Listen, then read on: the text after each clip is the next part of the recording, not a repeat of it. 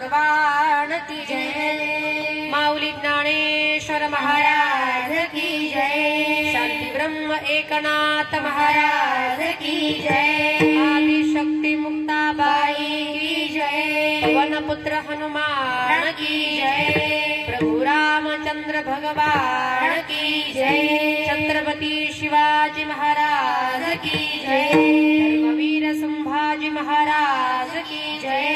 राजमाता जिजाऊ माते की जय। श्री स्वामी समर्थ महाराज की जय। परम पूज्य मोरे दादा की जय। बोलो रे भाई सब संतन की जय। राधे राधे।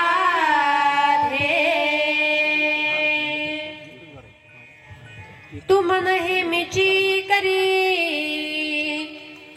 माझिया भजनी प्रेम धरी। सर्वत्र नमस्कारी मज एका ते। नमो विठ्ठला राजया पांडुरंगा। नमो रुक्मिणी माऊली ज्ञानगंगा। नमो पुंडलिका नमो चंद्रभागा। नमस्कार माझा रुक्मिणी पांडुरंगा। पांडुरंगा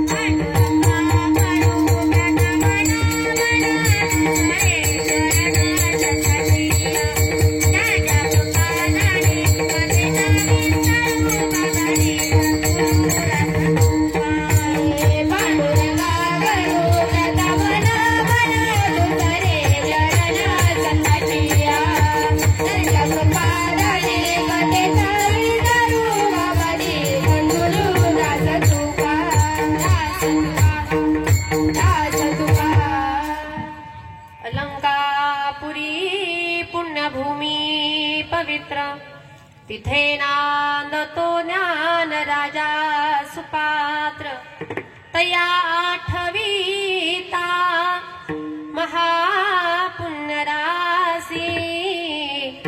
नमस्कार माझा श्री सद्गुरु ज्ञानेश्वरासी वसुदेव सुतं देवं कंसचानूरमर्दनं देवकी परमानन्दं कृष्णं वन्दे जगद्गुरो गुरुर्ब्रह्मा गुरुर्विष्णु गुरुर्देवो महेश्वरः गुरु साक्षात् परब्रह्म तस्मै श्री गुरवे नमः। आता करूया प्रार्थना आता करूया प्रार्थना आता करूया प्रार्थना आता करूया प्रार्थना जय जयाजी अगहरणा जय जयाजी अगहरणा जय जयाजी अगहरणा जय जयाजी अगहरणा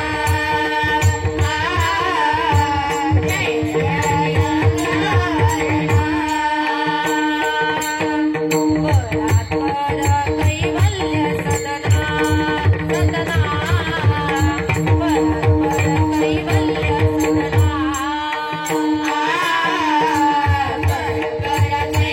कैवल्य सदना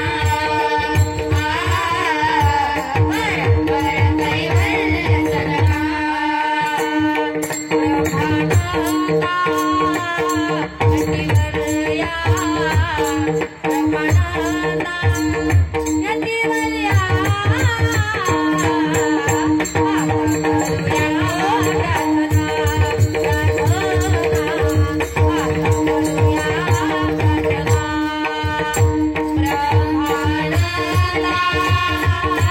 यतिवर्या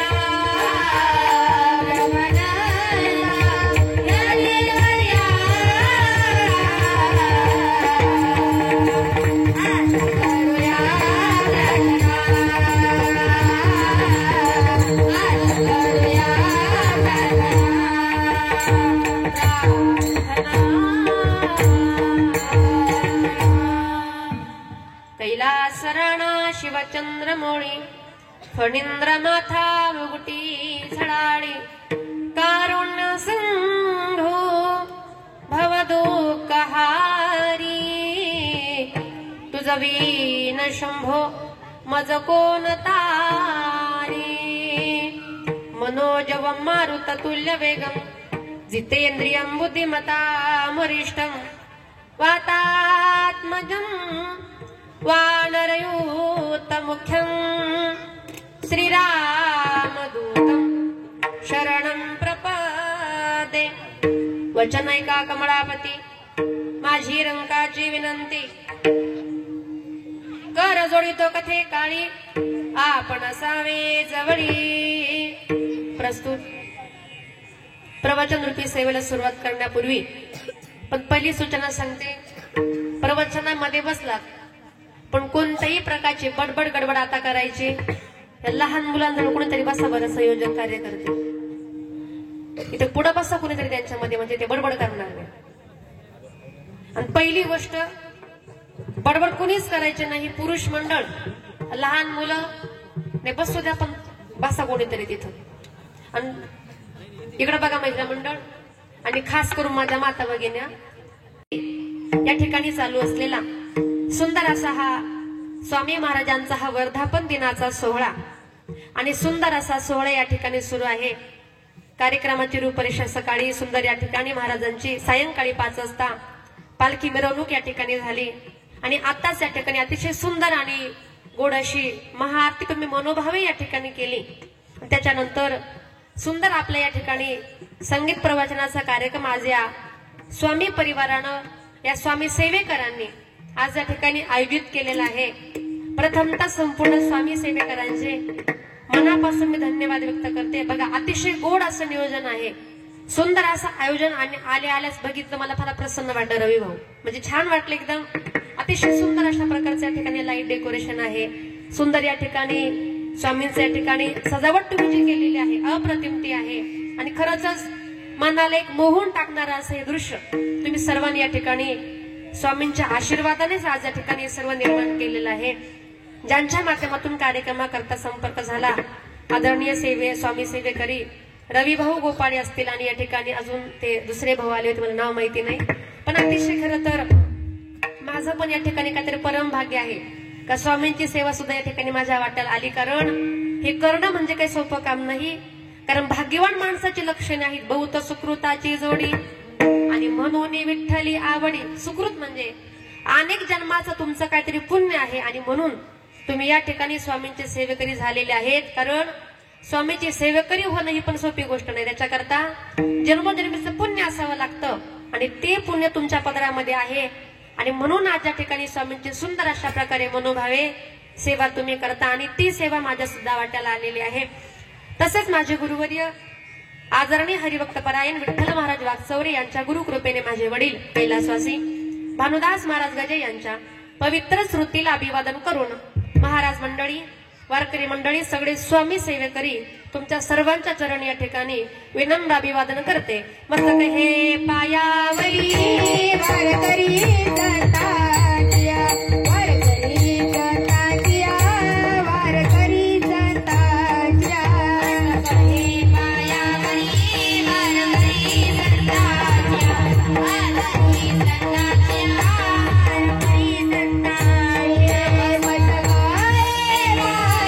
मस्तक हे पायावरी वारकरी दत्ताच्या, या वारकरी दत्ताच्या, या वारकरी दत्ताच्या,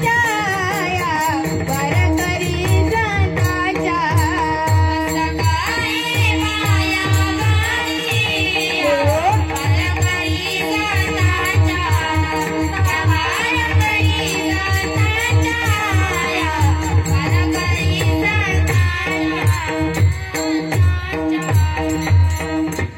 मस्तक माझे पायावरी या वारकरी संतांच्या, अगदी तेव्हा सर्व संतांच्या श्रोत्यांच्या स्वामी सेवेकरी, अगदी सर्व आपण भक्तजन असा परिवार तुम्हा सर्वांच्या चरणावरती विनम्र अशी अभिवादन करते, आणि प्रवचन रूपी सेवेला या ठिकाणी सुरुवात करूयात। आज या ठिकाणी स्वामींचा वर्धापन दिन आहे, आणि त्याच्या निमित्तानं प्रवचनाकरता जी ओवी निवडलेली आहे ही ओवी ज्ञानेश्वरी मधील आहे।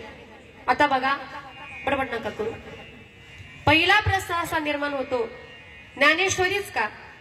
बाकीचे ग्रंथ या जगात नव्हते का? पण ऐका, स्वतः भगवान श्रीकृष्णाने आपल्या मुखामधून ही गीता अर्जुनाला उपदेश केली, तीच ज्ञानेश्वरी गीता अलंकार नाम ज्ञानेश्वरी, आणि जे निगमावली प्रगट केली, पावन असा ग्रंथ आहे, पवित्र असा ग्रंथ आहे, आणि या ग्रंथामधील 9व्या अध्यायामधील 34वा श्लोक आहे, आणि 517 क्रमांकाची ओवी या ठिकाणी स्वामी महाराजांच्या निमित्तानं आणि आपल्या सेवेकरता निवडलेली आहे।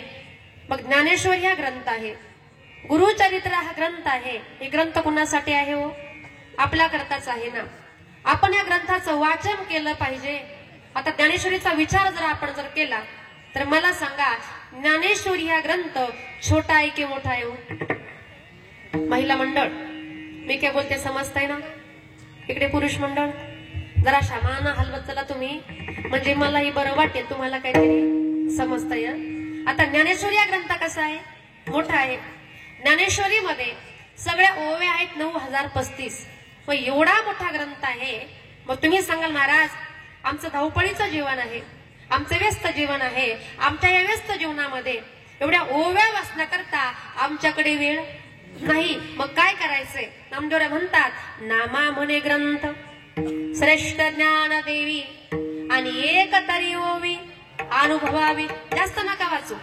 प्रत्येक पुरुषानं, प्रत्येक स्त्रीनं सकाळी उठलं, स्नान केलं, तुळशीची पूजा केली, त्या ठिकाणी पहिली गोष्ट काय करायची आहे? ज्ञानेश्वरीची एक तरी ओवी आपण वाचली पाहिजे।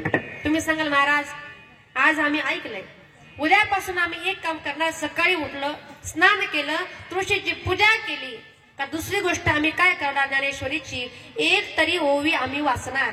पण ह्या एक ओवी वाचण्याचा आमच्या जीवनामध्ये फायदा काय? कारण मानवी जीवाचा स्वभावच असा आहे, फायदा असल्याशिवाय आपण काही करत पण खुशाल नाही म्हणता. पण खरी गोष्ट आहे ना. पण ऐका, मनापासून एकच ओवी वाचा आणि फायदा काय होतो? नाथबाबा उत्तर सांगतात. भाव धरुनिया वाचे ज्ञानेश्वरी, भाव धरुनिया वाचे ज्ञानेश्वरी, भाव धरुनिया वाचे ज्ञानेश्वरी, भाव धरुनिया वाचे ज्ञानेश्वरी. कृपाकारी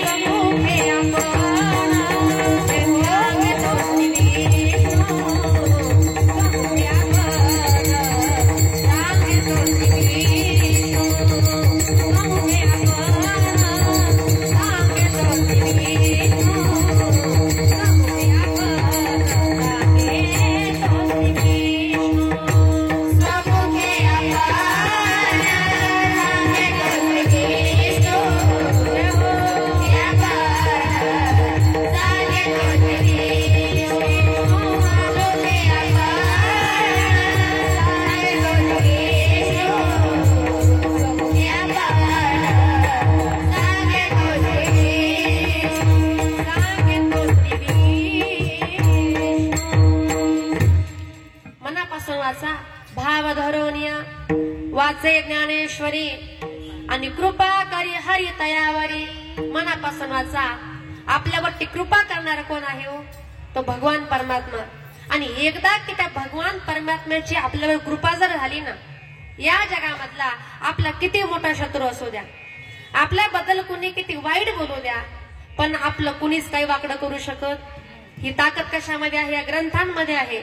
आता गुरुचरित्र ग्रंथ जो आहे, एवढा पावन असा ग्रंथ आहे आणि एवढा पॉवरफुल असा ग्रंथ आहे. या ग्रंथाचं वाचन करायला वेळ मिळत जर नसेल तर काय सांगितलंय? 14व्या अध्यायाचं त्या ठिकाणी रोज त्या ठिकाणी पारायण आपण केलं पाहिजे. याचं पुण्य काय मिळतं? तर सगळं गुरुचरित्र वाचण्याचं पुण्य त्या 14व्या अध्यायामध्ये आहे. मग संत म्हणतात तुम्ही या ठिकाणी ग्रंथ वाचा, पण वेळ जर मिळत नसेल तर तुम्हाला आम्हाला पर्याय दिलाय, गुरुचरित्राचा 14वा अध्याय आपण वाचला पाहिजे. अतिशय पावन असे ग्रंथ आहे, सामर्थ्यवान असे ग्रंथ आहे. मग या ग्रंथांची पूजा आपण केली पाहिजे. कारण का ग्रंथ संपदा ही आपली संपत्ती आहे आणि या संपत्तीला आपण जपलंच पाहिजे. आणि म्हणून या ठिकाणी आलेला आहात. जी ओवी आपल्या सेवेकरता निवडलेली आहे, माऊली म्हणतात, तू मन हे मीची करी माझिया भजनी प्रेम धरी. आता मुद्दाम मी ओवी निवडली कारण का या ठिकाणी आपल्या स्वामींचा वर्धापन दिन आहे. स्वामी पण तेच सांगतात का तुम्हाला मला पूजायचंय ना, तुम्ही मनापासून माझ्याकडे या, भावानं मला पूजा, तुम्ही माझ्यावरती प्रेम करा आणि तुमच्या आयुष्यामध्ये अशक्य अशी कोणती गोष्ट नाही. स्वतः स्वामी सांगतात. बघा या जगामध्ये कुठलीच गोष्ट अशक्य नाही. आपण ठरवणं ते होऊ शकतं, पण माणसाने ठरवलं पाहिजे. पण शोकांतिका ही आहे का आपण काही ठरवत नाही, ही मोठी शोकांतिका आहे. पण ठरवलं पाहिजे आपण. बघा आणि तुम्हाला सांगते, पहिली गोष्ट आपलं जो काही आपण म्हणतो ना, हा देव वेगळा आहे, तो देव वेगळा आहे, असं अजिबात काही गृहीत धरायचं. आता मला एक सांगा महिला मंडळ, समजा सोमवार जर आला, तुम्ही सोमवारी कोणत्या देवाची भक्ती करता? थोडस बोलत चला. सोमवारी कोणत्या देवाची भक्ती करता? महादेवाची, बरोबर. मंगळवारी कशाची? देवीची. बुधवारी पुरुष मंडळ, बुधवारी दत्तगुरूची करता, गुरुवारी करता ना, बुधवारी पांडुरंगाची. विश्वाचा राजा, विश्वाचा राजा पांडुरंग माझा माझा माझा माझा, पांडुरंग माझा माझा माझा माझा.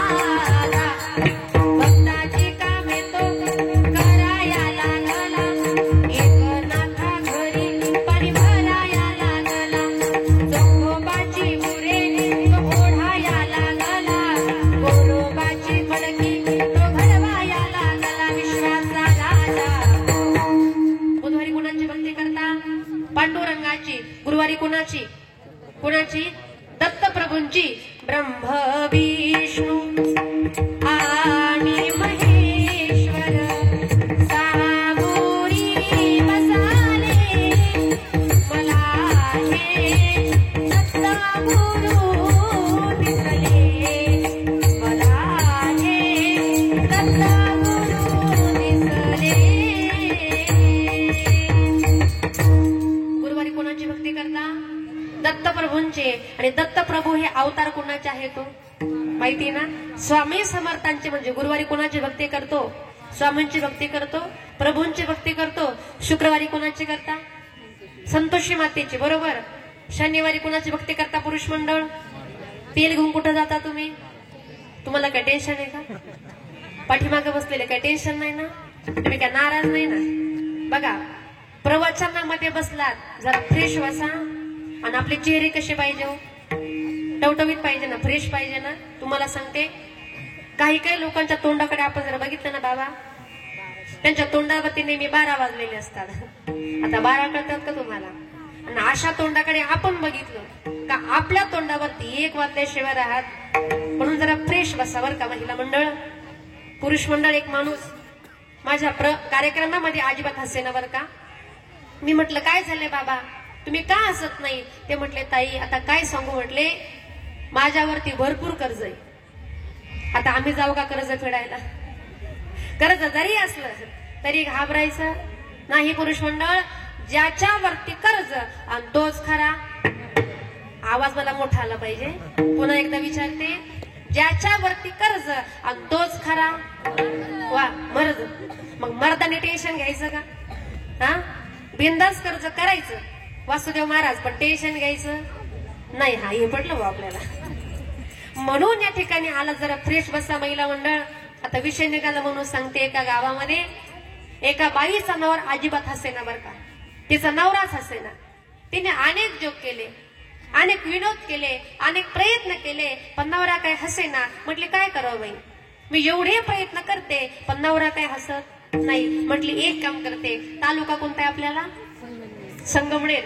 म्हटली एक काम करते संगमनेर मध्ये जरा शॉपिंग करता जाते बिचारा हसला तर हसला म्हटली आता तुमचं पण जर हसत नसेल पुढे मी काय सांगते ते ऐकून घ्या बरं का बघा लगेच पदर सावरून बसल्या कशा पण खरंच सांगणार आहे आता संगमनेर मध्ये गेली कशा करता हो कशा करता नवऱ्याला हसवायचं होतं नवऱ्याला घेतलं संगमनेर मध्ये गेली आणि प्रकार असा घडला का समोरून त्या ठिकाणी तिला एक गाढव येताना दिसलं गाढव माहिती का कधी बघितलं का हा तिने गाढवाला बघितलं नवऱ्याला हसवायचं म्हटलं हो बघा ना समोरून तुमचे पाहुणे आलेत काय म्हटले गाढवाला बघून समोरून तुमचे पाहुणे आले पण तिचा नवरा एवढा कलाकार होता ना तो म्हटला राम राम सासरे बुवा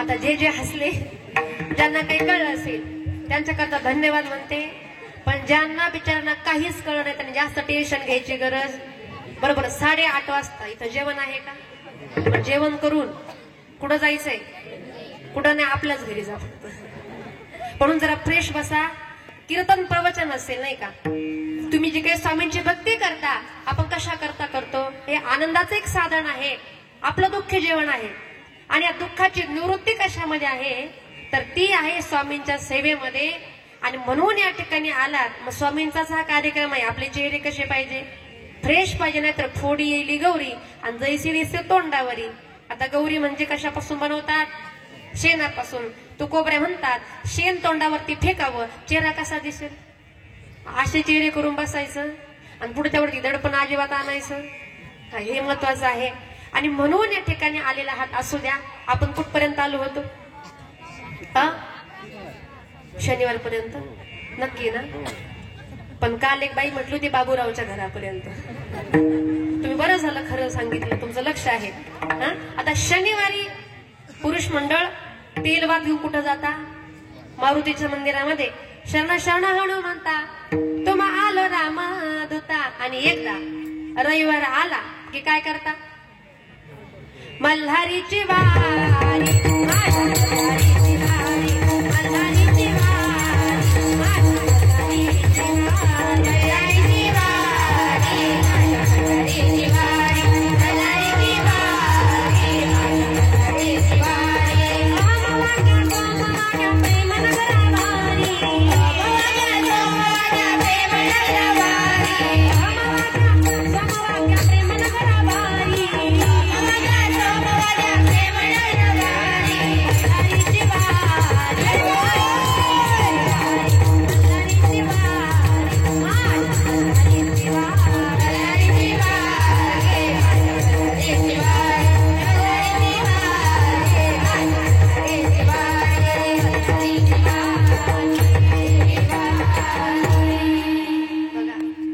तुम्हाला आता प्रत्येक दिवसाचे देव मी सांगितले, पण ऐका, देव वेगळे, देव किती आहे? फक्त देव एकच आहे.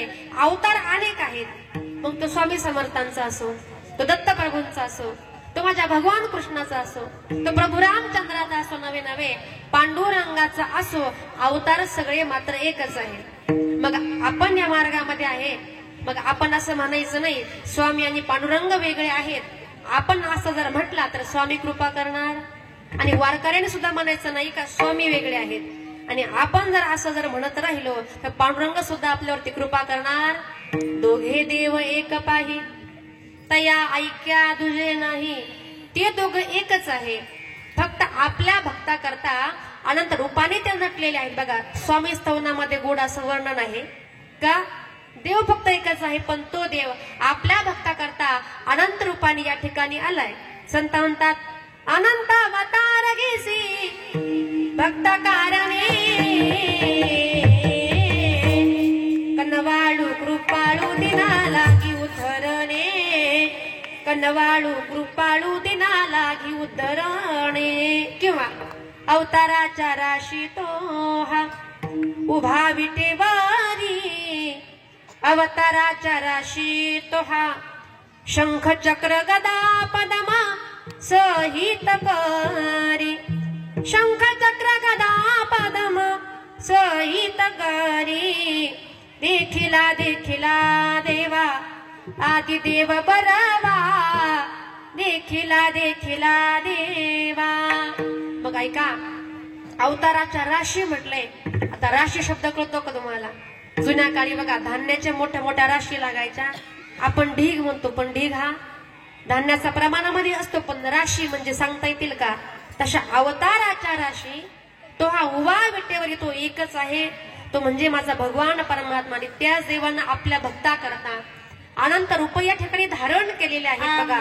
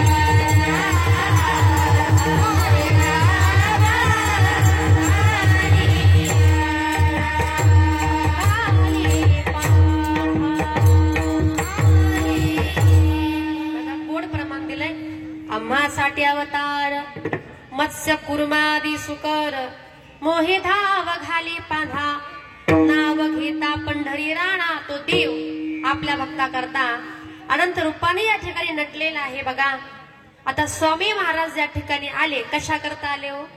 अवतार तुम्हा धराया कारण आणि उद्धराया जन जड जीवा. आता भयंकर असं हे कलियुग आहे. आणि हे कलियुग आता पापाच्या मार्गाला फार लागलेला आहे. अन्याय, अत्याचार, भ्रष्टाचार या गोष्टींनी या ठिकाणी थैमान घातलेला आहे. आणि आपल्याला वाचवणारे या ठिकाणी फक्त एकच आहे, ते म्हणजे कोण? या विश्वाचा चालक पालक मालक असे कोण आहे?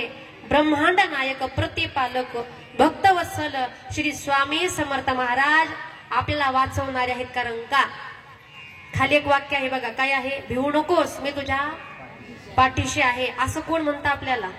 असं कोण म्हणतं? एकतर आई म्हणते किंवा वडील म्हणतात, पण बाकीचे लोक कधी म्हणत नाही. मग स्वामी पण आपली कोण आहे? आईच आहे ना. स्वामी म्हणजे आपली माय आहे. स्वामी म्हणजे आपला पिता आहे. स्वामी आपलं सगळं काही आहे. मग ऐका, ते स्वामी समर्थ महाराज या ठिकाणी आले कशा करता? बुडते हे जन न देखवे डोळा आणि येतो कळवळा म्हणून. या कशा करता आले? त्यांना माहितीये हे जग आता बुडायला लागलंय. हे जग आता पापाच्या मार्गाला लागलं. तुम्ही सांगाल महाराज बुडणं म्हणजे नक्की काय हो? बघा, 2012 मध्ये एक बातमी मी ऐकली होती. तुम्ही ऐकली का नाही मला माहित नाही, पण ती बातमी अशी होती का 2012 मध्ये जग बुडी होणार आहे. काय होणार आहे? जगबुडी होणारे. मग ऐका, काय काय पुरुष लोकांनी काय केलं, आपल्या खिशामधले पैसे खाल्ले का रंगा, मी जर मेलो तरी पैशाचं करायचं काय. आणि काय काय स्त्रियांनी काय केलं का, आपल्या गळ्यामधलं सोनं खाल्लं कशा करता, मी जर मेले तर याचं करायचं काय. म्हणजे ऐका, इतकं आपण धनावर संपत्तीवरती प्रेम करतो, पण खरंच हे जगात बुडायला लागले. लांबचं जाऊ द्या, 2000 मला वाटतं 20 साली आपल्याकडे एक कोरोना नावाचा रोग आला होता, बरोबर ना. तो रोग असा होता, त्या रोगामध्ये अनेक श्रीमंत गेले, अनेक गरीब गेले, कोट्याधीश गेले, लहान मुलं गेले, तरुण गेले, प्रौढ गेले, वृद्ध गेले. त्या कोरोनामध्ये सगळ्याच लेवलचे लोक गेले, पण त्या कोरोनामध्ये फक्त 2च लोक वाचले. मग कोण वाचले सांगता येईल का, त्यांचं नाव त्यांचं गाव काय सांगता येईल का, सांगू का. मग एक म्हणजे मी, बरोबर का, आणि दुसरे म्हणजे तुम्ही. आता आपण वाचलो पण कशा करता, दुसऱ्याशी भांडणं करण्याकरता, दुसऱ्याची निंदा करण्याकरता, दुसऱ्याचे बांध कोरण्याकरता. ते जास्त फेड आले आता, शेत कमी बांध त्या ठिकाणी, म्हणजे बांध अतिशय छोटे झालेले आहेत, बांधावरून जातच येत नाही आता, सगळीकडे तीच अवस्था आहे. मग हे करण्याकरता आपण वाचलोय का. बघा, हे आयुष्य तुम्हाला मला कुणी दिलंय, स्वामींनी दिलंय, आणि हे आयुष्य तुम्हाला मला बोनस म्हणून दिलेलं आहे. बोनस कळतो का तुम्हाला, दिवाळीला होतो, हे आयुष्य बोनस आहे. मग कशासाठी दिलं, याच्यामध्ये आलात स्वामी मार्गामध्ये या, स्वामींची सेवा करा. कारण अशक्य ही शक्य करतील स्वामी, तुम्ही रोज म्हणता मला. म्हणजे जी अशक्य गोष्ट आहे ती शक्य करणारे कोण आहेत, माझे श्री स्वामी समर्थ महाराज आहे. मग ही श्री स्वामी समर्थ महाराज बघा, संत कधी आले आणि ते कुठं आले, त्यांचं कुळ काय, त्यांचं गोत्र काय, याचा विचार आपण कधीच करायचा नाही. पण ऐका, पंजाब प्रांतामध्ये, मग असे भाऊ सांगत होते, पंजाब प्रांतामध्ये छेलीखेड नावाचं एक गाव आहे, आणि त्या गावामध्ये त्या ठिकाणी एक उद्धव नावाचा एक त्या ठिकाणी स्वामींचा म्हणजे भक्त होता, दत्तप्रभूंचा. आणि तो उद्धव नावाचा भक्त असा होता का, तो एक दिवस त्या ठिकाणी जंगलामध्ये लाकडं तोडण्याकरता गेला होता, आणि लाकूड तोडता तोडता त्याची जी काय कुऱ्हाड होती ती कुऱ्हाड त्या ठिकाणी खाली पडली. पण त्याच ठिकाणी माझे स्वामी समर्थ महाराज हे 300 वर्ष त्या ठिकाणी तपा करता बसलेले होते. आणि जेव्हा त्या उद्धवाच्या हातून खाली कुऱ्हाड पडली, त्यावेळेला त्या वारुळामधून त्या ठिकाणी रक्ताची एक धार उडाली. त्याला वाटलं की अरे खाली कोणीच नाही, मग रक्त कसं त्या ठिकाणी आलं. पडून झाडावरून खाली उतरला, तर तेवढ्यात त्या ठिकाणी आजाना भाऊ असलेले स्वामी महाराज त्या ठिकाणी प्रकट झाले. बोला स्वामी समर्थ महाराज की जय. आता स्वामी महाराज त्या ठिकाणी प्रकट झाले. बघा, हे उद्धवाचं फक्त निमित्त त्यांनी केलं, पण ते कशा करता आले, आपल्या भक्ता करता त्या ठिकाणी आले. आणि सगळे ह्या जगाला उद्धाराचा मार्ग दाखवण्याकरता, प्रकाशाचा मार्ग दाखवण्याकरता स्वामी महाराज या ठिकाणी आले. ते कुणाकरता आलेले आहेत, तुमच्या आमच्या करताच आले, आपल्या उद्धाराकरता या ठिकाणी आले. मग ऐका, मग त्या ठिकाणी स्वामींचे अनेक त्या ठिकाणी सेवक झाले. आज सुद्धा जागोजागी महाराष्ट्रातच नाही तर सगळ्या जगामध्ये, परदेशामध्ये स्वामींच्या त्या ठिकाणी अनेक त्या ठिकाणी भक्त आहेत, कोट्यावधी त्या ठिकाणी भक्त आहेत स्वामींचे. कारण का, स्वामी ही अशी विभूती आहे, स्वामी एवढे चमत्कारिक आहेत का आपण त्यांचं किती आकलन करण्याचा प्रयत्न करा, पण आपल्या आकलन शक्तीच्या बाहेर कोण आहेत, ते स्वामी महाराज आहे. आणि म्हणून त्यांचा शोध आपण घेण्याकरता अजिबात जायचं नाही. आपल्याला फक्त एवढंच बघायचंय, स्वामी महाराज या ठिकाणी आले, ते आपल्या करता आले. मग त्यांनी उपदेश काय केला, चांगलं जीवन जगा, तुम्ही चांगल्या मार्गाने या ठिकाणी जीवन जगा, सतसंग करा, सेवा करा. कारण सेवा करण्याने आपल्या जीवनामध्ये उत्क्रांती होत असते. आणि आपण म्हणतो बघा, आपल्याकडे एक म्हण आहे, सेवा केले की काय मिळतो, आणि तो खरंच मिळतो बरं का. पण कोणता मेवा, दुसरा नाही, खायचा नाही बरं का, कोणता मेवा आहे तर लगेच कधी कधी वाटेल आपल्याला बघा. पण एकच काम करा, मेवा खायचाय, नशा करायची, कशाची करायची, कशाची करायची, स्वामी सेवेची करा, दुसरी अजिबात करू नका. पण हल्लीचं कलियुग आहे, एवढं सुंदर असं शरीर दिलंय, सुंदर असा नरदेह दिलेला आहे. कशा करता दिलाय हो, भगवंताचं भजन करण्याकरता दिलाय, स्वामींची सेवा करण्याकरता दिलाय हा नरदेह. बघा, जेव्हा आपण ते भगवंतानं तुम्हाला मला हा नरदेह दिलाय, हा नरदेह विकत दिलाय का फुकट दिलाय हो, महिला मंडळ कसा दिलाय, फुकट दिलाय.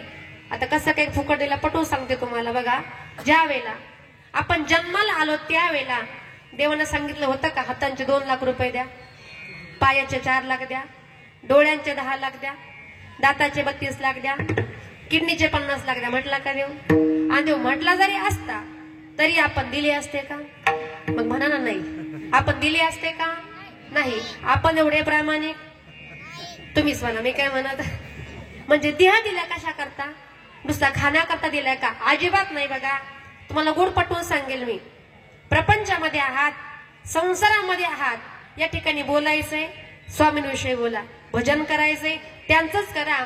बाकीच्या गोष्टींच्या नादी लागून पापाचे भागीदारी आणि पापाचे वाटेकरी आपण होता कामा नाही. बघा, सुंदर असं मुख दिलंय. तुम्हाला एक उदाहरण मी पटवून सांगते. तुम्हाला विंचू माहिती का? विंचू, हा, विंचूचं विष कुठे असतं? हा, तोंडामध्ये असतं का नांगीमध्ये असतं? नांगीमध्ये किती असतं? अर्धा पावशर, अर्धा लिटर. मग किती असतं? एक असते. माता ऐका, एवढ्याशाच विंचून तुम्हाला ठणका जर मारला तर काय अवस्था होते? आगा आगा बाया, विंचूचा वलम काय मी करू, देवा रे देवा. ऐका, विंचू जर चावला तर डीजे लावायची गरज. एवढा खतरनाक तो विंचू आहे, एवढा विषारी असा तो विंचू आहे. पण ऐका, काही काही अनुभव घेतला असेल, म्हणजे विंचू एवढा खतरनाक आहे. पण ऐका, त्या विषारी विंचवाला आपल्या घरामधली पाल खाते. पाल माहिती का महिला मंडळ? आपल्या घरामध्ये एक पांढरी पाल असते, माहिती का सर्वांना? ती कुठं असते? घरामध्ये असते. आणि तिला असं वाटतं का मी आहे म्हणून माझं घर चालते. कुणाला वाटतं? पालीला. ती कुठं असते? आपल्या छताला अशी उलटी टांगलेली असते. आणि तिचं म्हणणं फक्त एकच असतं, रवी भाऊ, का मी या स्लॅबला उलटी टांगलेली आहे म्हणून हा स्लॅब कसा आहे? उभा आहे. मी जर बाजूला जर गेले तर स्लॅब कुठे येणार? खाली. पण मला सांगा, असं कधी होतं का? पण तिला काय वाटतं? मी आहे म्हणून माझं घर चालतंय, असं कुणाला वाटतं?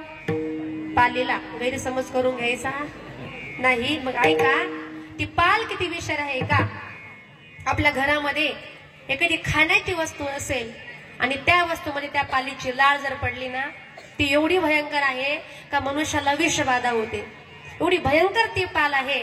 आणि विषारी अशा त्या पालीला आपल्या घरासमोरची कोंबडी खाते. कोंबडी माहिती का सर्वांना? कोंबडी माहिती असेल आता ऐका, ती कोंबडी किती विषारी आहे का? जी कोंबडी विषारी विंचवाचं विष पचवते, जी कोंबडी विषारी पालीचं विष पचवते, ती कोंबडी किती विषारी असेल. पण त्या कोंबडीला आपल्या मधले बरेच जण पचवतात. मग ते किती विषारी असतील? हा विचार तुम्ही आता नका करू, घरी गेल्यावरती करा. पण मला सांगायचं काय, हा देह दिलाय ना कशा करता? देवे दिला देहा वजना गोमाता, देवे दिला देहा वजना गोमाता, देवे दिला देहा वजना गोमाता, देवे दिला देहा वजना गोमाता.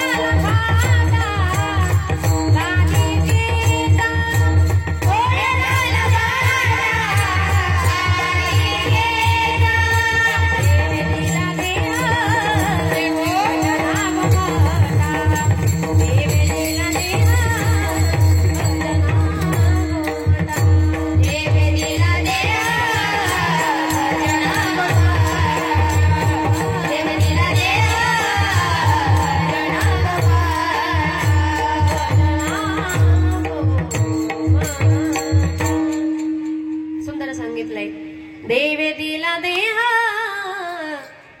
भोजना, नुसता खाण्यासाठी दिलाय का? मग कशासाठी दिलाय? भजना गोमटा, स्वामी सेवा करण्याकरता, तारक मंत्र म्हणण्याकरता तुम्हाला मला हे मुख दिलेलं आहे. मग ऐका, नशा करायची ना, स्वामी सेवेची करा, बाकीची नशा अजिबात करू नका. आणि स्वामी सेवेची नशा जर कराल तर आपल्या जीवनाचं नक्कीच कल्याण त्या ठिकाणी आहे. कारण बघा, स्वामी सेवा आपल्या जीवनामध्ये फार महत्वाची आहे. आणि बघा, वेळेला फार किंमत आहे. कारण वेळ, देव आपली त्या ठिकाणी वेळ बघत असतो. तुम्ही कोणत्या प्रकारची सेवा करा, तुम्ही रोज त्या ठिकाणी जर सेवा करत असाल तर तुमचा जो काही वेळ आहे तो वेळ आपण फिक्स केला पाहिजे. कारण त्या वेळेला तो देव वाट बघतो, माझा भक्त कधी येईल, माझी सेवा कधी करील याची वाट ते बघत असतात. कोण? स्वामी महाराज त्यांची कोणती सेवा असेल किंवा नैवेद्य असेल तो नैवेद्य वेळेवर गेला पाहिजे आणि तो नैवेद्य वेळेवर जर गेला नाही तर सुद्धा स्वामी वाट बघतात. मग सगळ्या जगाचे चालक पालक मालक असे स्वामी आहेत, मग त्यांना वाट बघायला लावणं चांगली गोष्ट आहे का? मग वेळेला फार महत्व आहे. वेळेला महत्व जर द्याल तर वेळ सुद्धा तुम्हाला महत्व देईल.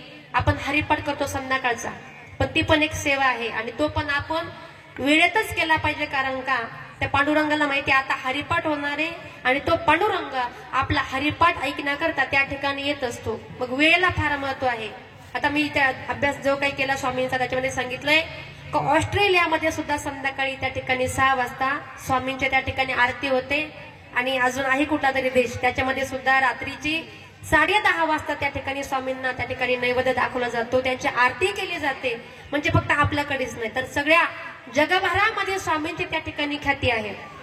आणि असेही सामर्थ्यवान असणारे श्री स्वामी समर्थ महाराज या ठिकाणी आले ते कशा करता? फक्त आपल्या करताच आले आणि म्हणून आपण त्या ठिकाणी आला स्वामींची सेवा केली पाहिजे. आता जेव्हा स्वामी हे अक्कलकोटमध्ये त्या ठिकाणी वास्तव्य करीत होते, वास्तव्य करीत असताना त्यांनी अनेकांना ज्ञान दिलं, उद्धाराचा मार्ग सांगितला आणि असं करता करता त्याच्यामध्ये स्वामींच्या त्या ठिकाणी हजारो भक्त स्वामींना रोज भेटण्याकरता येऊ लागले. पण त्या भक्तांमध्ये 2 भक्त हे प्रामुख्याने स्वामींच्या आवडीचे भक्त होते. एक होते बाळाप्पा आणि दुसरे होते चोळप्पा. हे 2 भक्त होते. पण त्या दोघांपैकी जास्त आवडते भक्त कोणते होते? चोळप्पा होते. कारण ते स्वामींच्या नेहमी पाठीमागच असायचे. एक दिवस प्रकार असा घडला का त्या ठिकाणी सकाळच्या 11 वाजलेले होते आणि स्वामी महाराज त्या वटवृक्षाखाली, आता स्वामींची झोपाची सवय अशी आहे का पायावरती पाय असं वरती ठेवायचा, दोन्ही हात कुठं? डोक्याच्या खाली. असं स्वामींचं त्या ठिकाणी झोपणं होतं. स्वामी त्या ठिकाणी झोपलेले होते. त्या ठिकाणी बरोबर 11 वाजले आणि त्यांचा जो काही चोळप्पा नावाचा भक्त होता, तर चोळप्पा नावाचा भक्त त्या ठिकाणी त्यांना जेवणाचं ताट त्या ठिकाणी घेऊन आला. पण स्वामींनी काय केलं, ते जेवणाचं ताट बघितलं आणि स्वामी महाराज त्या ठिकाणी पुढे त्या ठिकाणी चालू लागले. आता तो चोळप्पा त्यांच्या पाठीमागे पळू लागला, पण स्वामी काही आवरेना आणि आवरणा करता स्वामी काही साधी सुधी व्यक्ती आहे का? आता स्वामींचं चालणं आणि सेवेकरांचं पळणं ही सारखीच गोष्ट आहे. कारण स्वामी काय हळूहळू चालत, अतिशय ते तापड होते, ते रागीड स्वभावाचे होते. स्वामी त्या ठिकाणी धडाधड असे चालू लागले. जवळपास त्या ठिकाणी 12 कोस स्वामी गेले. पण तो भक्त त्या ठिकाणी त्यांच्यावरती एवढा प्रेम करायचा का तो सुद्धा त्या ठिकाणी गेला. म्हटला स्वामी अहो काही करा, आता दुपारचा 1 वाजलाय, पण हे ताट या ठिकाणी तुम्ही माझा नैवेद्य ग्रहण करा. स्वामी म्हटले का रे, तुम्ही प्रापंचिक लोक आहात, तुम्ही संसारिक लोक आहात, तू माझ्या पाठीमागे का पळतोस?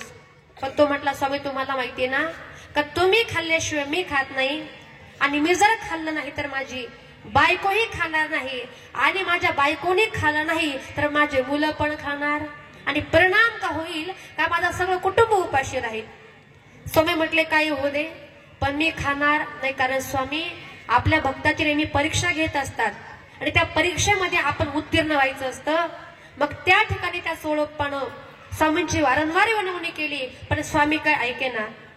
पुढे स्वामी एका घनदाट अशा अरण्यामध्ये गेले आणि त्या ठिकाणी सगळे असे निवडुंगाचे काटे होते. निवडुंगा माहिती का तुम्हाला? महिला मंडळ कोणी झोपलं नाही ना? नाही ना? हा, त्या ठिकाणी निवडुंगाचे काटे होते. आणि स्वामी म्हटले चोळप्पा अरे तू कसा येणार? या ठिकाणी निवडुंगाचे काटे आहेत, या ठिकाणी सरप आहे, तू कसा काय येणार? पण चोळप्पा म्हटला स्वामी तुमची शिकवण आहे, तुम्ही सांगता नका, भिवू नकोस, मी तुझ्या पाठीशी आहे. तुम्ही काही जरी म्हटला स्वामी पण तुमचा हा नैवेद्य ग्रहण करण्याकरता त्या ठिकाणी मी येणारच. भले भले असे 50 फूट निवडुंगाचे काटे होते. त्या चोळप्पाने कोणता विचार न करता डोळे झाकले, स्वामी महाराजांवरती विश्वास ठेवला, त्याचं नाम चिंतन करू लागला, हातामध्ये नैवेद्य घेतलं आणि त्या निवडुंगाच्या काट्यावरून तो त्या ठिकाणी चोळप्पा त्याला ते काटे पार केले. स्वामींच्या जवळ गेला, म्हटले पाय दाखव. कुठे रक्त नाही, कुठे काटा टोचला नाही, काहीच नाही. स्वामींच्या डोळ्यामध्ये पाणी आलं. चोळप्पा अरे माझ्यासाठी तू एवढ्या लांब आलास, तुझं माझ्यावरती एवढं प्रेम आहे. माझा दृष्टांत संपला. सांगायचा मुद्दा काय आहे बघा, स्वामी महाराज आपल्या भक्तांची फक्त परीक्षा घेत असतात पण त्या परीक्षेमध्ये स्वामी महाराज आपल्याला पासच करतात. पण पेपर कसा असतो? अवघडच असतो ना, आणि तो अवघड पेपर त्या ठिकाणी स्वामी महाराज सोपा करतात, पण पेपरला बसण्याची हिंमत आपल्यामध्ये पाहिजे. आणि बघा, तुम्ही स्वामी सेवेमध्ये आलात, जे नवीन सेवेकरी बघा, समजा एखादा नवीन सेवेकरी असला आणि तो स्वामी सेवेमध्ये जर आला तर त्याला त्या ठिकाणी नवीन त्या ठिकाणी अनुभव मिळतात. तो म्हणतो खरंच हा मार्ग फार चांगला आहे, हा मार्ग फार चांगला आहे, त्याची श्रद्धा त्या ठिकाणी बसते. पण पुढे काही वर्षानंतर स्वामी असं करतात का त्याच्या जीवनामध्ये अशी संकट त्या ठिकाणी टाकतात. कारण का याला या ठिकाणी परीक्षा द्यायची आहे, आणि ही परीक्षा माझा सेवेकरी, माझा भक्त जर या ठिकाणी उत्तीर्ण जर झाला तर हा नक्की कसा होणार, विजयी होणार. आणि स्वामींना असं वाटतं की माझे सगळे भक्त आहे ते सुखाने राहावे, आनंदाने राहावे, माझ्या भक्तांनी विजयी व्हावं ही अपेक्षा कोणाची आहे, स्वामी भक्तांच्या. कारण बघा, तुम्ही स्वामी सेवेमध्ये आलात आणि स्वामी सगळे विश्वाचे चालक पालक मालक असे आहेत, आणि स्वामींच्या हातामध्ये काय काय फोटो जर आपण जर बघितले तर स्वामींच्या हातामध्ये आपली जी काही खेळण्याची गोटी असते लहान मुलांची, ती गोटी आहे. ती गोटी म्हणजे काय आहे, ती गोटी म्हणजे काय, हे सगळं विश्व आहे. कारण पृथ्वी कशी आहे, गोल आहे. आता स्वामींच्या हातामध्ये सगळं काय आहे, विश्व आहे. स्वामी काही करू शकतात, म्हणून अशक्य ते शक्य करतील स्वामी, सगळं काही शक्य आहे. आणि म्हणून या ठिकाणी आलेला आहात, त्या स्वामींची मनापासून त्या ठिकाणी त्यांची सेवा करा, मनापासून स्वामींवरती प्रेम करा. पण ऐका, हल्लीचे कलियुग आहे आणि आताच्या कलियुगामध्ये आपण विश्वास ठेवतो तो कोणावरती, कोणावर ठेवता, बाकीच्या लोकांवरती. पण ऐका, हा समाज एक दिवस तुमचा आमचा विश्वासघात केल्याशिवाय राहत. ऐका, तुम्हाला एक मी सुंदर असं उदाहरण सांगते. एका गावामध्ये एक असंच पती पत्नीचं जोडपं होतं, त्यांचं नवीन लग्न झालं होतं. ते निवांत गप्पा मारत होते. ते म्हटली एक काम करायचं, म्हटली पेमगिरीमध्ये जेवढे काही नवरा बायकोचे नावं आहेत त्याच्यापेक्षा वेगळं नाव आपल्या दोघांचं ठेवायचं. आता वेगळं म्हणजे कोणतं नाव, नक्की विचार केला, चौकशी केली कोणते कोणते नाव आहे गावामध्ये. पुन्हा 2-3 दिवस निवांत बसले. तो म्हटला म्हणे असं कर, मला नाव आठवले, तू म्हणतेस ना वेगळं नाव ठेवायचे, आपण असं करू, माझं नाव लाडू आणि तुझं नाव जिलेबी. नाव काय ठेवलं, तोंडाला पाणी येऊ द्यायचं नाही, नाव काय ठेवलं, लाडू आणि जिलेबी. आता याचं नेटकीच लग्न झालं होतं, याला मुलं बाळ काही नव्हते. हा शेतकरी होता. मग 2 बैल होते. एका बैलाच नाव ठेवलं पाहुणा आणि दुसऱ्या बैलाच नाव ठेवलं चाबूक. आता ह्यांची 4 नावं, लाडू, जिलेबी, पाहुणा आणि चाबूक, हे 4 नावं या दोघांव्यतिरिक्त बाकी कुणालाच माहिती नव्हते. आता प्रकार असा घडला का यांच्या घरी एक पाहुणा आला. आता हा लाडू शेतकरी असल्यामुळं काहीतरी कामानिमित्त तो शेतामध्ये गेला होता, आणि ती जी काही जिलेबीबाई होती ना ती घरीच होती. तर पाहुणा त्या ठिकाणी घरी आला. त्या पाहुण्यानं त्या जिलेबीशी एकटाच गप्पा मारल्या, तरी त्याला कळलं नाही का ह्या बाईचं नाव जिलेबी म्हणून. मग ती जिलेबी म्हणते, म्हणे का हो पाहुणं, तुम्ही इथं जेवण करता का शेतामध्ये लाडू तिकडे जायचं. आता याला काय माहिती नवऱ्याच नाव लाडू आहे, याला वाटलं खायचाच लाडू. लाडूच्या आशेने पाहुणा कुठे गेला, शेतामध्ये गेला. आता शेतामध्ये गेला, पुन्हा त्या लाडू शेतकऱ्यासोबत बराच वेळ गप्पा मारल्या, इकडचं तिकडचं बोलणं झालं. आता बराच वेळ झालाय, पण याची बायको होती जिलेबी, ती घरून काही लवकर येईना. मग हा म्हणतो, म्हणे का हो पाहुणं, इथं जेवण करता का घरी जिलेबी तिकडं जायचं. आता याला काय माहिती बायकोच नाव जिलेबी, याला वाटलं खायची जिलेबी, दुधामध्ये साखर असली म्हणजे मजाच आहे, म्हटलं आनंदी आनंद. जिलेबीच्या आशेने पाहुणं कुठं आला, घरी. पण ऐका, प्रकार असा घडला होता. या लाडू शेतकऱ्याने काय केलं, आपले जे काही 2 बैल होते, पाहुणा आणि चाबूक, हे 2 बैल त्यानं शेतामध्ये बांधून ठेवले आणि हे दोघं जेवण करण्याकरता घरी आले. आता जिलेबीने यांना वाढलं आणि ताटामधलं पाणी फेकण्याकरता ती जिलेबी बाहेर आली.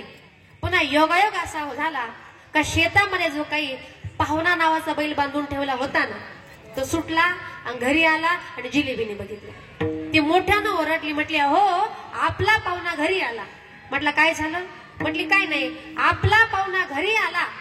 म्हटली तुम्ही एक काम करा. तो म्हटला तू एक काम कर, पाहुण्याला इथं दाव्याने बांधून ठेव, तोपर्यंत मी चाबूक घेऊन आलो.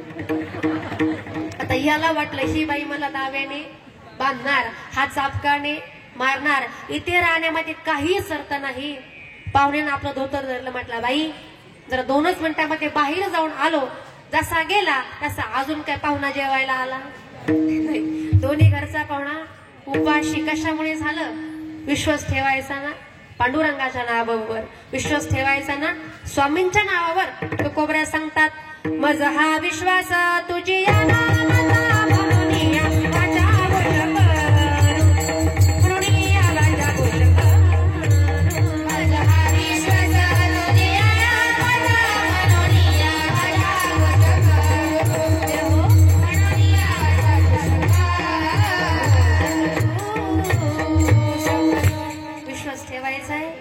स्वामींच्या नावावर. आणि म्हणून या ठिकाणी आलात. आपला उद्धार जर करायचा असेल तर काय करा, या ठिकाणी सेवेमध्ये या, सेवेकरी व्हा आणि आपल्या जीवनाचा उद्धार करून घ्या. कारण आता किती वाजले खाली बसलेले? 8:30. किती वाजेपर्यंत करायचं प्रवचन? चालून द्यायचं? असं कसं चालून द्यायचं? प्रवचन किती वेळ असतं महिला मंडळ? प्रवचन असतं 1 तास. कीर्तन असतं पुरुष मंडळ? बोला ना. कीर्तन असतं 2 तास. पिक्चर असतो वा 3 तास. ते नाही सांगावं लागत. आणि तमाशा असतो सारी रात. पण काय देणं घेणे आपल्याला? आपलं प्रवचन अगदी 1च तास आहे. पण ऐका, थोडस या ठिकाणी फक्त शेवटच्या ठिकाणी 5 मिनिटांमध्ये मला थोडस स्वामींचं सांगायचं आहे. चालेल ना? हा बघा, खर तर स्वामी महाराज हे आपल्यावरती कृपा करतात. आणि कशी करतात बघा, मनापासून भाव ठेवा. स्वामी आपल्यावरती कृपा करणार म्हणजे करणारच. त्या अक्कलकोट मध्ये एका जंगलामध्ये स्वामी समर्थ महाराज दररोज दुपारी 12 वाजता वास्तव्य करायचे. एका झाडाखाली ते त्या ठिकाणी बसायचे. आणि त्या झाडाखाली त्या ठिकाणी त्याच्या समोरच त्या ठिकाणी गोराकी होता. गोराकी म्हणजे कळतो ना? गोराकी कळतो का? आपण गुराकी म्हणता, पण गुराकी शब्द हा कसा आहे? चुकीचा आहे. गो म्हणजे काय? गाय. आणि राखी म्हणजे त्यांचा राखण करणारा एक गोराखी त्या ठिकाणी होता. आणि त्या गोराख्याची सुंदर अशी 5 वर्षाची मुलगी त्याला होती. ती मुलगी काय करायची? बरोबर दुपारचे 12 वाजता स्वामी महाराज त्या झाडाखाली बसायचे. ती सुंदर अशी मुलगी त्या ठिकाणी दररोज 12 वाजता यायची. आणि आपल्या ताटामध्ये जे काही अन्न आहे ना, ते अन्न स्वामी महाराजांना खाऊ घालायचे. आणि स्वामी महाराज सुद्धा अत्यंत प्रेमाने त्या मुलीच्या हातचा अन्न त्या ठिकाणी ग्रहण करायचे. किती वर्षाची मुलगी होती? फक्त 5 वर्षाची. तेवढ्यामध्ये त्या मुलीचा जो काही बाप होता ना, तो फार त्या ठिकाणी गरीब होता. आणि गरीबाच्या पोटी सुंदर अशी कन्या, सुंदर अशी मुलगी त्या ठिकाणी होती. आणि तेवढ्यामध्ये त्या गावातल्या त्या राजानं एक मोठी दवंडी पटवली. का त्या राजाचं लग्न होऊन जवळपास 25 वर्ष झाली, पण त्याला मुलगा काय होईना. मग त्याने अशी दवंडी पटवली का जो कोणी माझ्या झोळीमध्ये मुलगा टाकेल त्याला 1000 सोन्याच्या मोहरा बक्षीस देण्यात येईल. आणि मग प्रकार असा घडला. त्या गुराख्यानं हे ऐकलं. मग त्यानं विचार केला का आपल्या पोटी 5 वर्षाची सुंदर अशी कन्या आहे. आणि आपण मग एक काम करायचं म्हटले, राजासोबत आपण खोटं बोलायचं म्हणजे आपली गरिबी कायमची निघून जाईल. आपल्या बायकोकडे गेला. तिला निवांत त्या ठिकाणी एका खोलीमध्ये घेतलं. सांगितलं, म्हटलं बघ आपण फार गरीब आहे. म्हटला आपण किती दिवस गरिबी सहन करायची. राजानं आता दवंडी दिलेली आहे का जो माझ्या झोळीमध्ये मुलगा टाकेल त्याला सोन्याच्या 1000 मोहरा बक्षीस देण्यात येईल. म्हटलं बघ आता श्रीमंत व्हायची संधी आहे. आणि हल्लीचं कलियुग आहे. कोण कधी काय करेल सांगता यायचं नाही. बायकोनं पण होकार दिला. आता त्या ठिकाणी मुलगी घरी आली. त्या मुलीला त्या ठिकाणी प्रकार समजला. मुलगी म्हटली नाही माझं ऐका. पण आईबाप त्या ठिकाणी मुलीचा अजिबात ऐकेना. मुलीनं काय केलं? स्वामींचा धावा करण्याचा प्रयत्न केला. ती मुलगी स्वामींना हाका मारू लागली. पण बघा तिची तपश्चर्या त्या ठिकाणी एवढी नव्हती. तिचं तप त्या ठिकाणी कमी होतं. स्वामी तेव्हा काय धावून आले नाही. मग ती त्या ठिकाणी तिची जी काही मुलगी होती त्या मुलीला त्या तिच्या आई वडिलांनी मुलाचा असा तिचा वेश त्या ठिकाणी केला. आणि त्या मुलीला सकाळी 8 वाजता त्या राजाच्या झोळीमध्ये टाकलं. त्याला आनंद वाटला. अरे किती गोंडस मुलगी आहे, किती सुंदर हा मुलगा आहे आणि माझ्या राज्याला वारस आता मिळणार. त्याला आनंद वाटला. त्याने सांगितलं, शिपायांनो तुम्ही आताच्या आता एक काम करा, या मुलाच्या आई वडिलांना 1000 मोहरा त्या ठिकाणी बक्षीस द्या. त्यांना आनंद वाटला. आता हा खरा कोण होता? तुमचं लक्ष आहे ना? ही खरी कोण होती? मुलगी होती, पण वेश कशाचा केला होता? मुलाचा केला होता. आणि मुलगी होती 5 वर्षाची, पण ती फार समंजस होती. मग तिनं विचार केला की अरे आता माझा बाप या ठिकाणी खोटं बोललाय, आणि मी जर या ठिकाणी खरं जर बोलले तर आम्हाला दंड होईल, राजा आम्हाला शासन करील. मुलगी घाबरली. आता बघा, मुलगी त्या ठिकाणी तो मुलगा राजा दरबारामध्ये हजर केला. राजा म्हटला एवढा सुंदर माझा मुलगा जोडीमध्ये टाकलाय, एवढा गोंडस असा माझा मुलगा आहे, एक काम करा म्हटले, पहिला याला स्नान घाला आणि नंतर आपण याची पूजा करू. पण मुलगी होती हुशार, तिने विचार केला मला स्नान घालण्याकरता काय दासा जर या ठिकाणी आल्या तर माझं पितळ उघडं होणार. तिने हात जोडले सांगितलं राजे साहेब तुम्ही काही करा, पण मला स्नाना करता तुमची एकही दासी नको, माझं मी स्नान करेल. पण तिच्या मनामध्ये असं होतं का एक ना एक दिवस आपला पितळ या ठिकाणी उघडच पडणार, कारण ती मुलीची जात होती. तिने विचार केला आणि हळूहळू काय व्हायला लागलं, ती मुलगी मनामध्ये चिंता करायची आणि चिंता करून करून ती मुलगी त्या ठिकाणी कृश झाली आणि अशी झाली. राजा म्हटला का रे बाळा, तू माझा मुलगा आहेस, राज्याचा तू वारसदार आहेस, मग तू असा कसा काय झालास? मग काही टेन्शन आहे का तुला? तो मुलगा म्हटला बाबा मला काहीच टेन्शन नाही. प्रधानजी म्हटले एक काम करा राजे साहेब, आता आपला मुलगा मोठा झालाय, आता आपला मुलगा वयामध्ये आलाय, आता आपला मुलगा उपवर झालेला आहे, आपण एक काम करू, सुंदर अशी एखादी मुलगी आपल्या मुलासाठी बघू. आता ही कोण होती? खरंच मुलगी होती. घाबरली, थरथर कापू लागली. अरे माझं लग्न कोणासोबत होणार आहे? एका मुलीसोबतच माझं लग्न होणार आहे, आणि हे जर झालं तर त्या पुढच्या मुलीची जिंदगी त्या ठिकाणी खराब होईल म्हटली. फार त्या ठिकाणी विचार करू लागली. पण राजा बोले आणि दल हले, तिथे कोणाच काही चालेल अजिबात नाही. मध्ये बरेच दिवस गेले आणि त्याच गावातल्या एका सावकाराची सुंदर अशा मुलीचा विवाह त्या राजाच्या मुलाशी त्या ठिकाणी जमला. हळदीचा दिवस त्या ठिकाणी उजाडला आणि तिकडच्या ज्या काही महिला होत्या, त्या मुलीच्या कडच्या ज्या काही दासी होत्या, त्या दासी या राजाच्या मुलाला हळदी लावण्याकरता आल्या, त्याला अंघोळ घालण्याकरता त्या ठिकाणी आल्या. आणि परिणाम काय झाला, त्यांना कळलं की अरे ज्याला आम्ही नवरदेव म्हणतोय, ज्याला आम्ही आमचा जावई म्हणतोय, जो मुलगा आहे ती कोण आहे? मुलगी आहे. आणि स्त्रियांचं कसं असतं, त्या लगेच कुजबुज करायला लागल्या. ही म्हटली मी तुला सांगते पण तू कोणाला सांगू नको. आणि असं करता करता बातमी सगळ्या पेमगिरीमध्ये पसरते, तर कधी कोणाला काही कळत. मी तुला सांगते पण तू कोणाला सांगू नको अशा म्हणायला लागल्या. आणि असं करता करता ही बातमी गेली राजाच्या कानावरती. अरे वराडी निघून गेले, नवरी मुलगी निघून गेली, सावकार निघून गेले, आता माझी बेइज्जती झाली. ज्याला मी माझा मुलगा म्हणून सांभाळतोय, जो माझा वारसदार आहे, ती कोण आहे? मुलगी आहे. मग राजाला त्या ठिकाणी राग आला. तो पळतच त्या ठिकाणी आला. म्हटलं आताच्या आता एक काम करायच्या आई वडिलांना त्या ठिकाणी माझ्याकडे पकडून आणा. त्या मुलीच्या आई वडील त्या ठिकाणी आले. बाप घाबरला, बाप कबूल झाला. म्हटला राजे साहेब फक्त पैशान करता मी या ठिकाणी तुमच्याशी खोटं बोललो, माझी मुलगीच आहे, पण ह्या मुलीला पैसा करता तुमच्या हवाली मी केलं होतं. राजाला फार राग आला.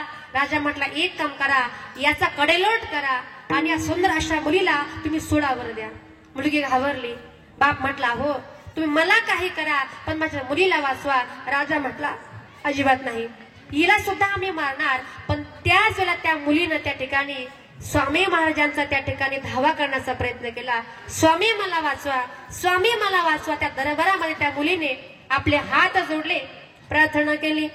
सद्गुरुनाथा हात जोडितो अंत नको पाहू, उकलुनी मनीचे हित गुज सारे वदकवना दाऊ. मुलगी हात जोडते, स्वामी महाराजांना हाका मारते. परत राजा म्हटला आता कुठलाच टाइमपास करू नका, तुम्ही एक काम करा, या मुलीला आता सुळावर त्या ठिकाणी द्या आणि या मुलीला फाशीची शिक्षा त्या ठिकाणी करा. त्या मुलीला सुळामध्ये चढवण्यात त्या ठिकाणी आलं. तेवढ्यामध्ये काय झालं का स्वामी महाराज त्या ठिकाणी प्रगट झाले. श्री स्वामी समर्थ महाराज की जय. आणि त्या ठिकाणी स्वामी म्हटले का रे राजा, हिला तू का शिक्षा देतोस? त्यांनी सांगितलं की हिचे आई वडील माझ्याशी खोटं बोलले आणि ही मुलगी आहे. स्वामी म्हटले राजा जरा मागे वळून बघ, मुलीची कोण झाली होती? जिहिनी मिशाचे देह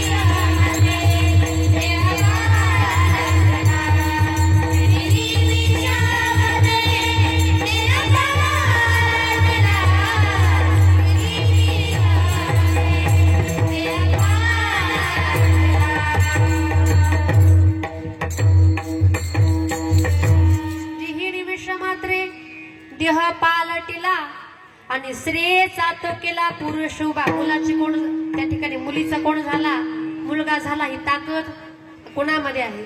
फक्त स्वामींमध्येच आहे. म्हणून काय करा, स्वामींची सेवा करा, त्यांची भक्ती करा आणि आपल्या जीवनाचा उद्धार या ठिकाणी करून घ्या. लक्षामध्ये घ्या, देव हजारो नाही, देव कोटी नाही, देव फक्त एकच आहे. आता महिला मंडळ मी पुढे बोलते आणि माझ्या पाठीमागे बोलताना सगळ्याजणी भजन नक्की सगळ्याजणी म्हणणार ना? असं वाटतं ना आपल्या कुटुंबामध्ये आनंद यावा, सुख समृद्धी यावी असं वाटतं ना? आवाज मोठा आला पाहिजे. पुरुष मंडळ तुमच्याकडे फक्त एकच काम, तुम्ही हाताने टाळी वाजवायची, आवाज मोठा आला पाहिजे. ज्ञानोबा माऊली तुकाराम.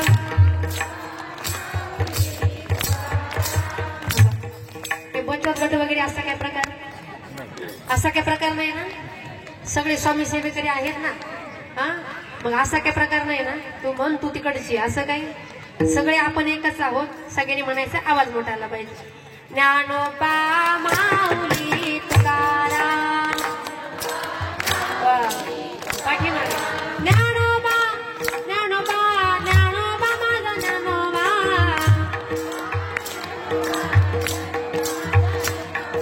ज्ञानोबा ज्ञानोबा ज्ञानोबा माझा ज्ञानोबा. ज्ञानोबा माऊली तुकाराम.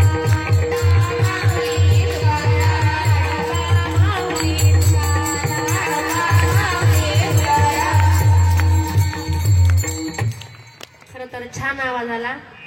तुम्हाला सगळ्यांना धन्यवाद म्हणते बरं का. एका गावामध्ये अशीच मी कीर्तना करता गेले होते. मी म्हटले पुढं, ज्ञानोबा माऊली तुकाराम. त्या महिला पण बोलल्या माझ्या पाठीमागे, ज्ञानोबा माऊली तुकाराम. पुढे कशा मावशी बसलेल्या होत्या त्या म्हणायच्या ज्ञानोबा माऊली, आणि पुढे वेगळंच काहीतरी. मला जरा डाऊट आला. म्हटलं मावशी तुम्ही ज्ञानोबा माऊली बरोबर म्हणता, पण पुढे वेगळंच काहीतरी म्हणता. मावशी म्हटलं, ताई आमच्या यांचं नाव तुकाराम आहे, यांचं नाव मी कसं काय घेऊ, मला लाज वाटते म्हटली माणसांमध्ये. तुमचा असा काही प्रकार, तुमचं नव्हतं ना असं काही? बरं म्हटलं ठीक आहे मावशी, पण तुम्ही पुढे काहीतरी म्हणायचा, तुम्ही बोलायचं काय? मावशी म्हटलं, ताई मी असं म्हणायचे, ज्ञानोबा माऊली पप्याचा बाप. आता मला सांगा, किती वेळा पप्याचा बाप म्हटलं म्हणजे भगवान परमात्मा धावणीचा करता? अजिबात नाही. जे करायचंय ना ते मनापासून करा, भावना करा. कारण स्वामी समर्थ आपली कोण आहे? आई आहे. स्वामी समर्था माझी आई, मजला ठाव द्यावा पाई. ती कोण आहे? आपली आई आहे. आपले माता पिता बंधू भगिनी चुलते सुद्धा कोण आहेत? स्वामी महाराजच आहे. आणि म्हणून या ठिकाणी आलात, स्वामींची भक्ती करा आणि आपल्या जीवनाचा सार्थक, आपल्या जीवनाचा उद्धार तुम्ही करून घ्या. आणि अगदी शेवटी 2 मिनिटांमध्ये सांगेल, इथं महिला जास्त म्हणून सांगते काय, या ठिकाणी तुम्ही सेवेमध्ये आहात, चांगल्या मार्गाने आपण चाललेला आहात. बघा, श्रीभ्रूण हत्या आपण कधी करायची? कारण ज्या दिवशी गर्भामधल्या मुलीला आपण मारतो त्या दिवशी आपल्या घरामध्ये कधी लक्ष्मी येत नाही. आपण म्हणतो ना, पहिली मुलगी म्हणजे काय असते? धनाची पेटी असते. पण काही लोक म्हणतात मुलगी आम्हाला नको, मुलगी आहे आम्हाला नको. पण ऐका, मुलगी ही फक्त एकाच कुळाचं नाही तर एकच मुलगी त्या देवाचं भजन करणारी निघाली ना, ती एक मुलगी. सासरची 21 कुळं आणि माहेरची 21 कुळं मिळून झाली 42 कुळं. 42 कुळाचा उद्धार करते ती कोण असते? आपली मुलगी असते. मग त्या मुलीला आपण आपल्या गर्भामध्ये मारायचं. तुम्हाला फक्त मी 1 मिनिटामध्ये सांगेल. बघा, मुलगा आणि मुलगी मधला काय फरक आहे? आपली आई आजारी असू द्या, मुलाच्या कानावर पडू द्या, मुलगा काय म्हणतो? आई मेडिकल मध्ये जातो, 4 दिवसाच्या गोळ्या आणतो, तो कोर्स कर, बरं वाटलं जर नाही तर आपण दवाखान्यामध्ये जाऊ. पण तुझी आई आजारी आहे, तुझा बाप आजारी आहे, मुलगी हजारो किलोमीटर वरती असू द्या, पण आपल्या आई बापा करता दुरून येणारे ती कोण असते? मुलगीच असते. मग अशा मुलीला आपण गर्भामध्ये मारायचं का? स्वामींची पण शिकवण आहे, मुलगा आणि मुलगी यांच्यामध्ये भेद आपण करायचा. मग ती मुलगी त्या ठिकाणी सांगते, आपण तिला गर्भामध्ये मारतो ना, त्या मुलीचे बोल ऐका. सांगणा आई मला कोण वाचवणार, तुझ्या विना जन्माला मला कोण घालणार.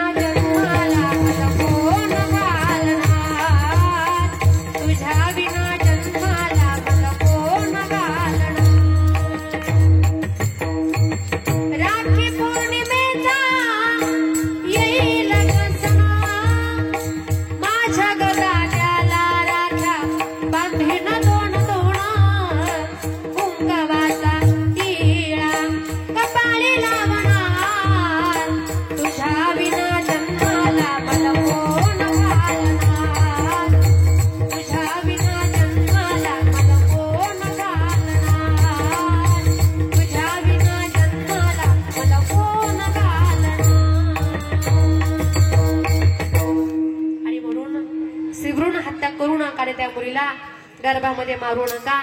हीच या ठिकाणी आपला चांगल्या मार्गामध्ये आपण आहात. या ठिकाणी आला स्वामींची सेवा करा. या ठिकाणी स्वामींचा हा सुंदर असा वर्धापन दिनाचा सोहळा ज्यांनी या ठिकाणी अतिशय सुंदर अशी मृदुंगाची साथ दिली माझे मिस्टर आदरणीय हरिभक्त परायण गीतेश महाराज कातोरे. कधी कधी आपण असा विचार करतो का कीर्तन करतात म्हणजे ही लोक शिकलेली नाहीत, पण असं अजिबात नाही. ते स्वतः सीए आहेत, मी स्वतः इंजिनियर आहे. महाराज या ठिकाणी आलात, गोड साथ दिली, आपल्या मनापासून धन्यवाद. ज्या मुलींनी अतिशय सुंदर असं गायनाचं काम या ठिकाणी केलं, या मुली आमच्या संस्थेमधल्या आहे. माझं गाव आहे सांगवी आणि तालुका आपलाच आहे, आपल्या जवळ आहे अगदी. सांगवी गावामध्ये आमची मुलींची वारकरी संस्था आहे आणि सध्या 72 मुली आपल्याकडे शिक्षण घेण्याकरता आहेत. या मुली या ठिकाणी आल्या, गोड साथ दिली, या मुलींच्या मनापासून धन्यवाद. कार्यक्रमाकरता ज्यांनी सुंदर असं या ठिकाणी शूटिंग केलेलं आहे, या ठिकाणी आयुष्य ग्राफिक्स, खरं तर दादा या ठिकाणी आले, दादांचे मनापासून धन्यवाद. कार्यक्रमाकरता या ठिकाणी बोर्ड सिस्टीम आहे, त्यांचे मनापासून धन्यवाद. आणि आजची जे काही सेवा आहे या ठिकाणी स्वामी सेवकरी आदरणीय रविभाऊ गोपाळे असतील आणि खरं तर संपूर्ण हा स्वामी सेवकरी परिवार अतिशय प्रत्येक वर्षी मला वाटतं या ठिकाणी तुम्ही सुंदर असा कार्यक्रमाचं नियोजन या ठिकाणी करता, गोडाचं आयोजन तुम्ही या ठिकाणी करता आणि खरं तर तुमच्या कार्यामध्ये उत्तरोत्तर अशी प्रगती या ठिकाणी होत जावो आणि स्वामी महाराज तुम्हाला तुमच्या कार्यामध्ये अखंड असं बळ देवो. स्वामी महाराजांचरणी या ठिकाणी प्रार्थना करते. या ठिकाणी कार्यक्रमासाठी या ठिकाणी माझ्या माता भगिनी आहे, पुरुष वर्ग आहे आणि माझ्या समोर बसले ते म्हणजे वासुदेव. मला आवडला आल्या आल्या नाही का. उजळून आला बाळा रामाच्या बहारी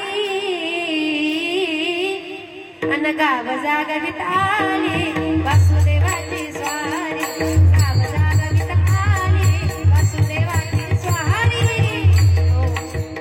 पुढचं नाही म्हणत मी, आता वेळ झाला आपल्याला खूप, पण खरं तर असं छान वाटलं कारण एक जुन्या ज्या परंपरा आहे, आता सांता आला आपल्याकडे का सांता क्लॉज लोक ते बनवतात पण नाही, आपली जी काही संस्कृती आहे ती आपण या ठिकाणी जपली पाहिजे.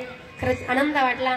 या ठिकाणी माझ्या माता भगिनी, पुरुष वर्ग, स्वामी सेवेकरी माझ्या समोर बसलेली या ठिकाणी जी काही मंडळी आहेत, खरं तर तुमचं नाव मी घेत नाही पण तुमचे नाव मला माहित नाही. या ठिकाणी आमचे दादा आहेत निमगावचे संजू दादा कानवडे, ते देखील कार्यक्रमाकरता आलेत.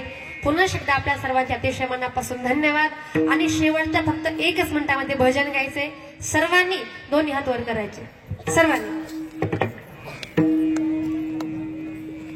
श्री स्वामी समर्थ जय जय स्वामी समर्थ, श्री स्वामी समर्थ जय जय स्वामी समर्थ, श्री स्वामी समर्थ जय जय स्वामी समर्थ, श्री स्वामी समर्थ जय जय स्वामी समर्थ, श्री स्वामी समर्थ जय जय स्वामी समर्थ, श्री स्वामी समर्थ जय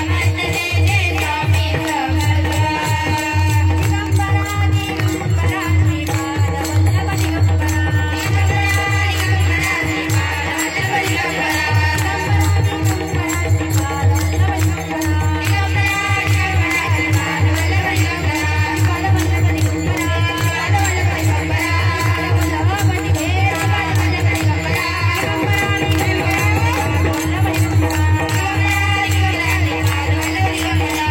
स्वामी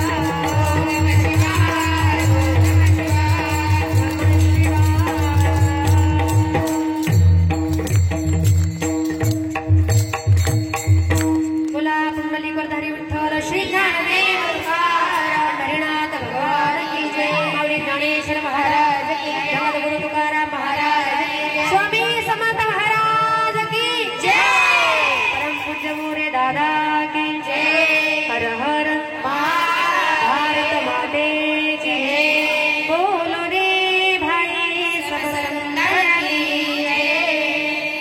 Ram